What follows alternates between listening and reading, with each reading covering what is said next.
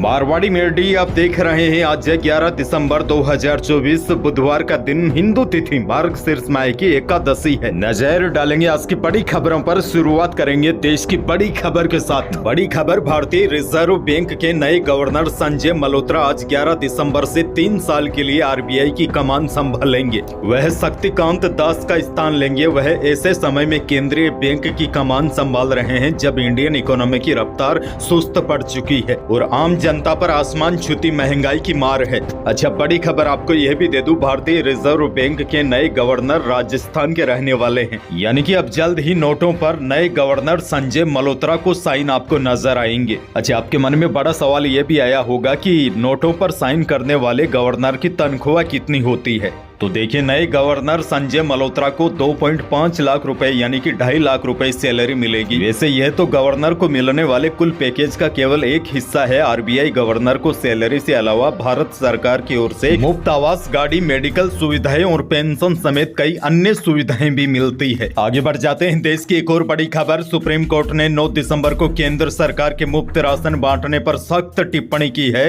Court ने कहा है कि कब तक ऐसे मुफ्त राशन बांटा जाएगा, सरकार रोजगार के अवसर क्यों नहीं पैदा कर रही है। केंद्र ने अदालत को बताया कि राष्ट्रीय खाद्य सुरक्षा अधिनियम 2013 के तहत 81 करोड़ लोगों को मुफ्त या रियायती राशन दिया जा रहा है, जिसके बाद कोर्ट ने कहा इसका मतलब है कि केवल करदाता ही इससे बाहर है। वहीं एनजीओ की ओर से दायर एक मामले में पेश हुए वरिष्ठ वकील प्रशांत भूषण ने कहा कि उन प्रवासी मजदूरों को भी फ्री राशन मिलना चाहिए जो इस श्रमिक पोर्टल पर पंजीकृत है। इसके बाद बेंच ने कहा कि यह कब तक चलेगा, कब तक फ्री राशन दिया जाएगा। इसके साथ ही सुप्रीम कोर्ट ने कहा कि क्यों न हम इन प्रवासी मजदूरों के लिए रोजगार के अवसर, रोजगार क्षमता निर्माण पर काम करे। यानी कि सरकार जो लोगों को फ्री में सुविधाएं देती है उस पर सुप्रीम कोर्ट ने सख्त टिप्पणी की है। कोर्ट ने कहा है कि कब तक फ्री में रेवड़ी बांटते रहेंगे, रोजगार के अवसर सरकार पैदा क्यों नहीं करती है। बहरहाल आगे बढ़ जाते हैं। राजस्थान से बड़ी खबर, मुख्यमंत्री भजनलाल शर्मा ने कहा है कि राजस्थान सरकार हर साल 10 दिसंबर को प्रवासी राजस्थान दिवस मनाएगी। जयपुर में राइजिंग राजस्थान समिट के दूसरे दिन प्रवासी राजस्थान कॉन्क्लेव में मुख्यमंत्री ने इसकी घोषणा की है। मुख्यमंत्री ने कहा 10 दिसंबर हमेशा प्रवासी राजस्थान दिवस के रूप में मनाया जाएगा। और बड़ी जानकारी आपको दे दूं, मुख्यमंत्री ने साथ ही प्रवासी राजस्थानियों के लिए राज्य में एक विशेष विभाग भी बनाने की बड़ी घोषणा की है। साथ ही उन्होंने कहा कि राज्य सरकार ने हर साल प्रवासी राजस्थान सम्मान देने का भी फैसला लिया है। आगे बढ़ेंगे। बड़ी खबर, जयपुर समेत प्रदेश के सभी जिलों में डीएलसी की दरों में इजाफा किया गया है।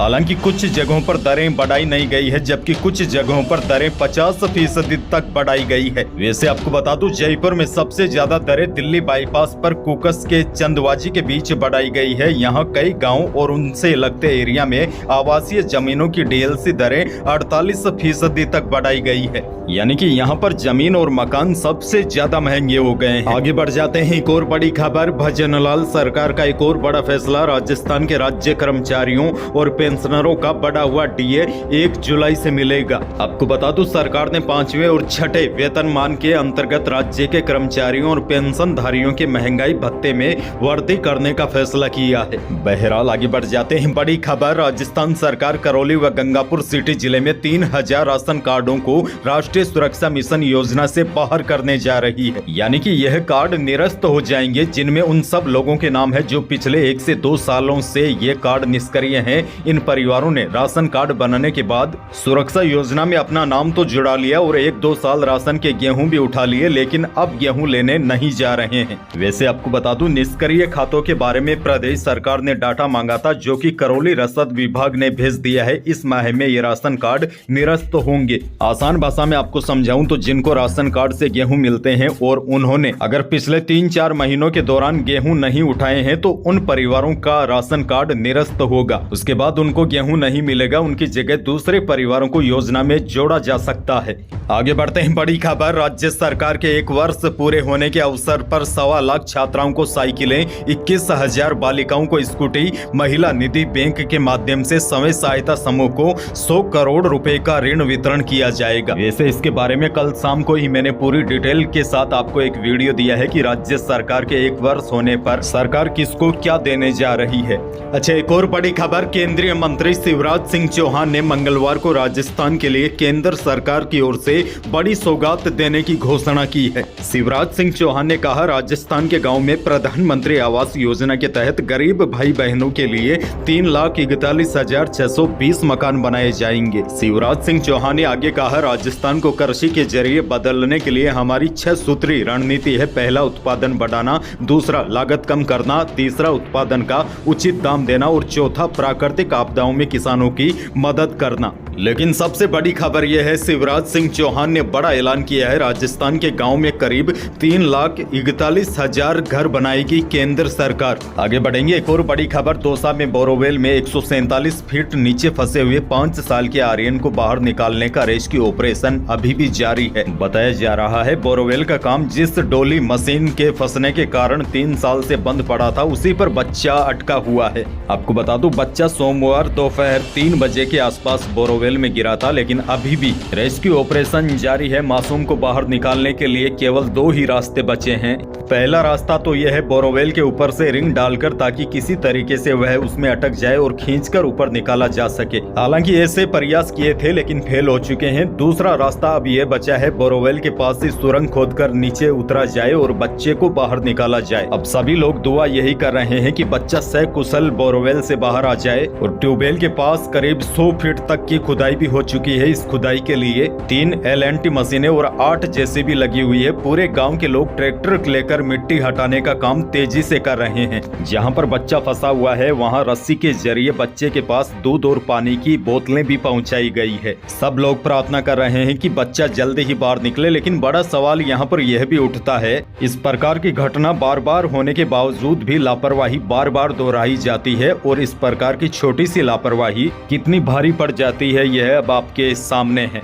अगर आपके आसपास भी कोई खुला बोरोवेल है या डिग्गी है तो पूरी सुरक्षा के इंतजाम करें, वरना इस प्रकार के हादसे रुकेंगे नहीं। अब देखिए, देश भर में ऐसी कई घटनाएं सामने आई है, जिसके बाद अब लोग मांग कर रहे हैं कि इनकी रोकथाम के लिए सख्त कानून भी बनाया जाना चाहिए, ताकि ऐसी घटना आगे होने से बचे। खैर, आगे बढ़ेंगे, बड़ी खबर, वायदा बाजार की तेजी के असर से जयपुर सराफा बाजार में सोने और चांदी की कीमतों में रिकॉर्ड तेजी देखी गई है। चांदी 2600 रुपए बढ़कर 95,700 रुपए प्रति किलो पर पहुंच गई और शुद्ध सोना भी 800 रुपए तेज होकर 79,200 रुपए प्रति 10 ग्राम पर आ गया है। और जेवराती सोना, जिसे आभूषण तैयार किया जाता है, यह सोना भी 800 रुपए उछलकर 74,000 रुपए प्रति 10 ग्राम पर पहुंच गया है। मंडियों के भाव पर नजर डाले तो नोखा की मंडी में मोट का भाव अधिकतम 4800 रुपए रहा, मूंग का भाव अधिकतम 7200 रुपए और गंवार का भाव अधिकतम 4900 रुपए रहा। नई मूंगफली का भाव यहाँ पर 4600 से अधिकतम 5200 रुपए रहा। नागौर की मेड़ता की मंडी में भी मूंग का भाव 5500 से अधिकतम 7800 रुपए रहा। गवार का भाव अधिकतम 4900 रुपए रहा और नागौर की मंडियों में तिल का भाव अधिकतम 11,800 रुपए रहा। आगे बढ़ेंगे, मौसम से जुड़ी बड़ी खबर, उत्तर भारत में चल रही बर्फीली हवाओं ने राजस्थान में ठिठुरन बढ़ा दी है। अब प्रदेश के अधिकांश भागों में ठंड बढ़ गई है। कई जिले शीतलहर की चपेट में आ गए हैं। मौसम विभाग ने कहा है कि अगले 3-4 दिनों तक मौसम ऐसा ही रहेगा। अब सर्दी और अधिक तेज होगी। दरअसल आपको बता दूं, उत्तर भारत में अभी एक पश्चिमी विक्षोभ की वजह से बर्फबारी हुई थी। अब उत्तर भारत से बर्फीली हवा चलनी शुरू हो गई है, जिसकी वजह से अचानक राजस्थान, दिल्ली समेत उत्तर प्रदेश और मध्य प्रदेश के पश्चिमी हिस्सों में रात के साथ दिन में भी सर्दी तेज हो गई है। मौसम विभाग ने बताया है कि आने वाले 2-3 दिनों के दौरान तापमान और ज्यादा गिरेंगे, यानी कि सर्दी और तेज होगी। यही थी आज की बड़ी और महत्वपूर्ण खबरें। वीडियो को लाइक करना बिल्कुल न भूलिए और चैनल पर नए हैं तो सब्सक्राइब जरूर कीजिए, ताकि आप अपडेट रहे बड़ी और काम की खबरों से। धन्यवाद।